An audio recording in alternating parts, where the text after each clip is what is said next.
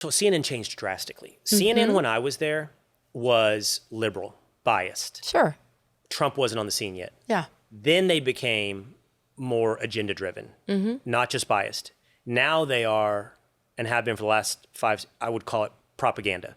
Like, truth is not relative to what they have to say. It's a purpose-driven to take down President Trump and so forth.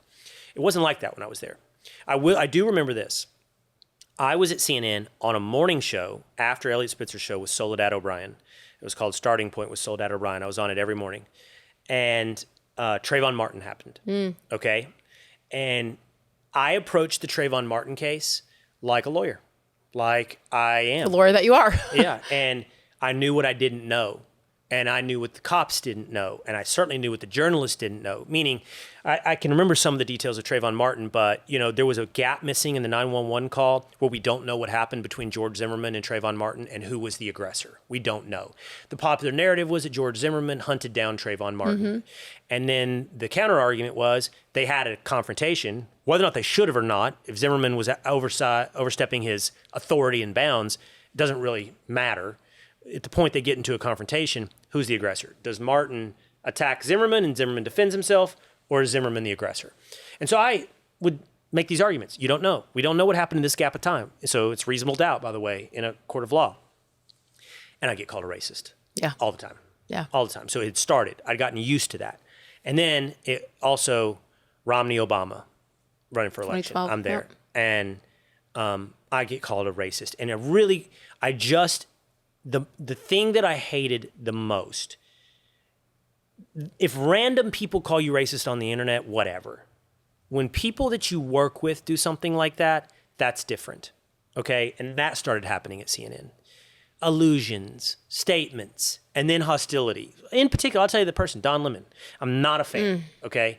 And so now I go to ESPN, and I'm doing Colin Kaepernick's kneeling. Yep. And I'm doing all these subjects, and man, my social media is just, you're pointing out all the positives, and you're right. It was a great leap forward in my name recognition and who I am as a career.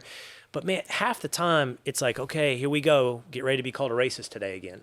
I knew how it would go. I wasn't going to change what I had to say. My wife used to say, Will, maybe you should come out first and say, racism is real, or just let people know that you're like a qualifier almost before. Yeah, because let them know you're like, you understand these things. And before, I'm like, babe, that's not the show. Like, first of all, First Take is not built upon this. It's built upon where's the disagreement. And I'm going to lead with where you're wrong.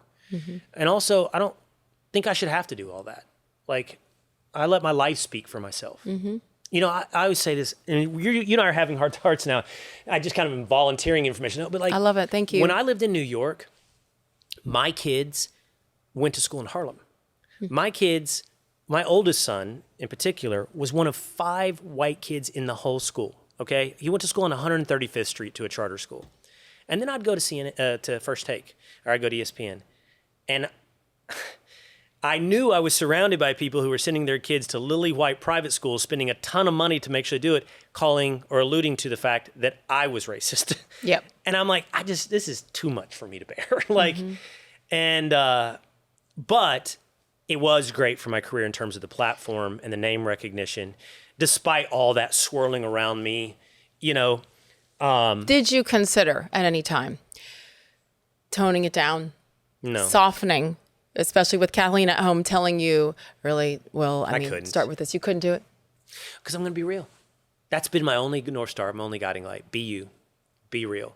You said the word performance once or twice. We do perform. And you do learn how to perform. You learn how to work a camera, not behind it, in front of it. You learn a lot of things. But I didn't ever, this is why I walked away from it at Pepperdine. I don't want to be an actor. I have to be real. I have to tell it the way. I think I've grown since First Take days. I do think I've grown. How so? In my broadcast, in my career. Okay, yeah. The skill set, the TV, yeah. And I don't think it's different. I'm not as confrontational as I used to be when I was on First Take. You can pull it out when you need to. I can pull it out when I need to. We've seen this on the Will Cain show here on Fox News, yes. And by the way, that's a different role. It is. Well, you're a host. That's right. And you can't be rude to your guests. I believe that. I believe that if I invite a Democratic politician onto my show, it's my job to be a gracious host. I will tell them they're wrong. and I will debate them, but I will always thank them for coming on. I will always... Well, you let them speak. And I will let them speak. And then you will break down why they're wrong. That's right. And First Take's a little different than that. It's like you're not the host, so you just like, it's like go and go get them. Mm-hmm. Were there any, because obviously I've received, I know what it's like to be the recipient of online hate, to be called a racist misogynist. It's fascinating. But so there have been times where I'm like, okay, that one hurt, or okay, this is affecting my kids because my kids were old enough to go to school and hear it from teachers and other parents, etc. And that's the only time when I considered maybe this isn't worth it. When there's fear involved and you're trying to protect those you love.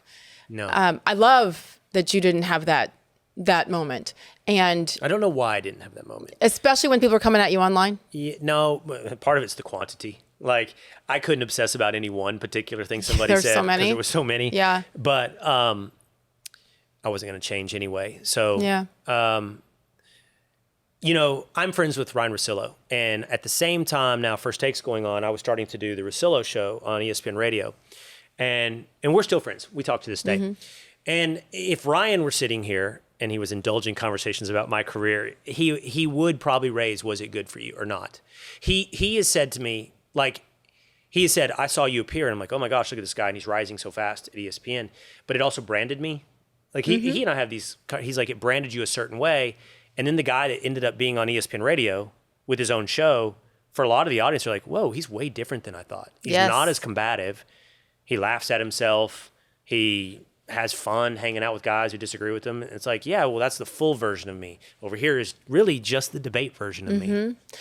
It's a completely different role. And I don't know that people really fully appreciate that, because in this case, you had Molly Karam, right, as the host, I guess. Yep. And you're going when it's your turn, basically. And then you get a couple of minutes to state your case, and then the back and forth really begins. Yep. And then you get your show on ESPN Radio, which I was so thrilled for that too. Again, this is back in the day where I feel like ESPN really was allowing different voices, although albeit very few, to do what you were doing. It was obvious that you weren't a left-wing nut job, okay? It was obvious that you weren't a liberal even. Yep. And to me, you were always just common sense and leaning right.